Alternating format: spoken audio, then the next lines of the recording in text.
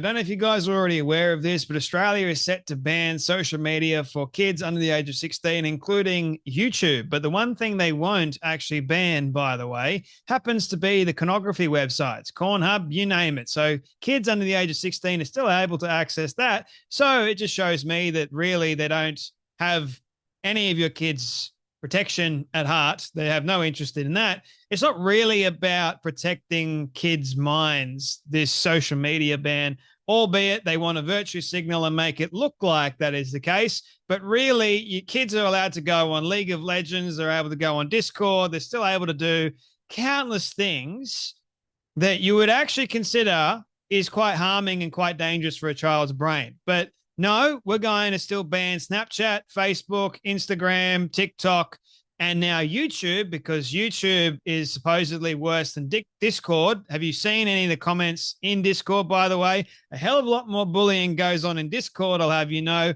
or even on Steam, or on any gaming website. Fortnite, have you seen what's going on in Fortnite nowadays, or League of Legends? Nah, couldn't care less about any of those things. They want to tell all of us how to parent your own kids, first and foremost. And this is really about bringing about the one thing the government has been trying to do for a very, very long time, bring about digital ID. So what that means is all the adults will now have to give your ID to the government. And the government will then monitor and watch what you say on the internet. So we'll end up just like the UK, ladies and gentlemen. If they don't like what you have to say, then you can expect a knock at the door going, Mr. Phantom, what did you say online last night? Yes, we didn't like it. It goes against the laws of Australia. Goes against what the E-Safety Commissioner, Julie Ingham Grant, wants for the internet. So, yes, ladies and gentlemen, this is truly about protecting your kids, truly about protecting their brains from bullying online. Now, the thing is, I agree, social media is not good for young kids. They shouldn't really be on it. But it's not the government's role or responsibility to dictate or help out. That's the role of the parents. It's not the government's job to get involved on social media and all the platforms and put pressure on all the platforms and ban it and make it a law. That's nuts. That's what we call a draconian state, ladies and gentlemen. That's like 1984. Kind of not so rubbish, if you ask me. And guess what? Australia is the first one to do it. You know why? Because we're a penal colony. Still, Australia is going, she'll be right, mate. And you've got a couple of people that will push back, but the vast majority will go, I think this is a great thing for kids. Yeah. You know why? Because you're not really thinking about the intricates or the ins and outs of the full ban. It's not about kids, man. It's about adults. They've been trying to push this law for the longest time. They tried during COVID, didn't work. They've tried it several times. It hasn't worked. Now they've gotten exactly what they want because kids. Oh, yeah. How exactly are you going to ban kids under the age of 16 online without a digital ID? Interesting that. Oh, guess what? If you want to get around it through a VPN, you can't because the government's going to go through the VPN. They're going to ban that too. But rest assured, ladies and gentlemen, your under 16-year-old is still able to access Pornhub if he wants to or she wants to. Doesn't really matter because the government doesn't really have your kid's best interest at heart, really. So yes, ladies and gentlemen, the one thing that actually is rather damaging and harmful to a child's brain, pornography, you're allowed to access it still. Somehow, porn websites get a pass. Excellent work, Anthony Albanese and your government of dingbats. Well done. So it really shows me that you truly have my child, even though I don't have a kid, but it truly shows me that you have kids of Australia, their best interest at heart. Also, Discord somehow gets a pass, but Funny enough, an educational site like YouTube, comment section is so outrageous, so we can't have that, according to Julie Ingham Grant. Oh, by the way, their agenda is to actually control people of Australia, if you weren't already aware of that. They've got way too much power. Also, Julie Ingham Grant has complained that she only has a staff of 250 people to control and police the internet. She wants more. She wants more people to control the internet. That should send shockwaves or chills down every single Australian spine.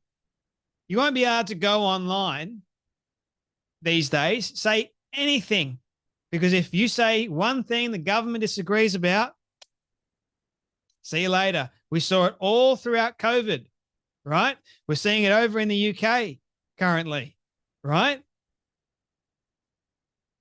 People are being arrested and thrown in prison for 2 years for a social media post. But rapists, no, they get let off. Oh, illegal immigrants, no, let them off. We've got a youth crime spree happening, if you're not already aware of that, in Australia. Oh, but what's the government's response to that? Machetes. Those are dangerous, so we're going to ban them, and we're going to spend $13 million on machete bins. It's kind of like what Sadiq Khan put out, like this line saying, watch the grab, meaning watch people trying to steal your stuff. Instead of actually dealing with the problem, no, we're going to warn you of the problem. Yeah, so you got to deal with it yourself, see? But if you do deal with it yourself, we will charge you for trying to deal with it yourself. All you got to do is let them have it. Watch out for it, though. Oh, the machete bin. Who gets the money? If that's not a money laundering scheme, I don't know what is, man. You're saying to me that each bin, there's 40 of them, and they don't look very good, by the way, costs $300-something thousand plus the surveillance that they've apparently got attached to it?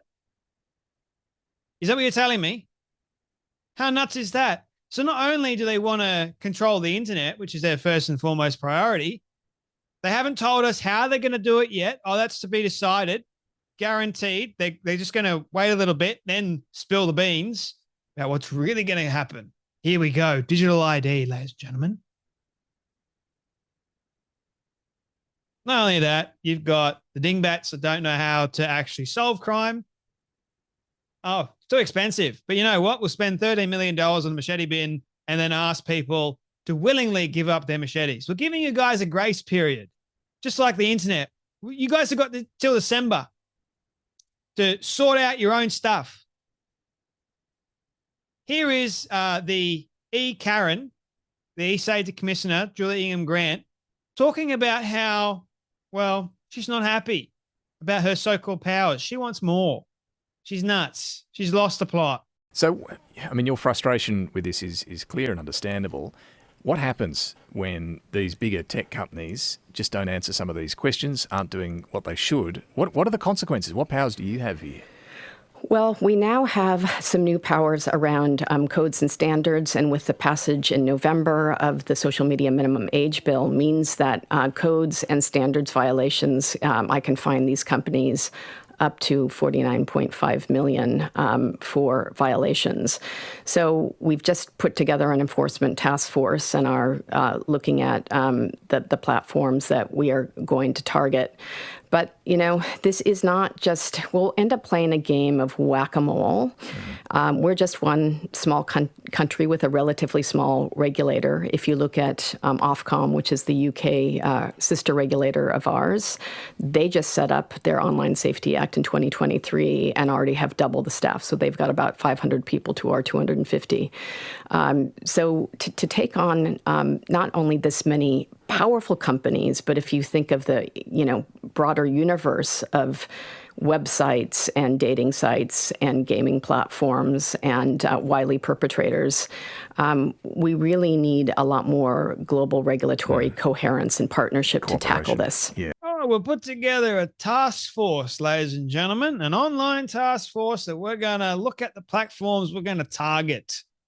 How about that, ladies and gentlemen?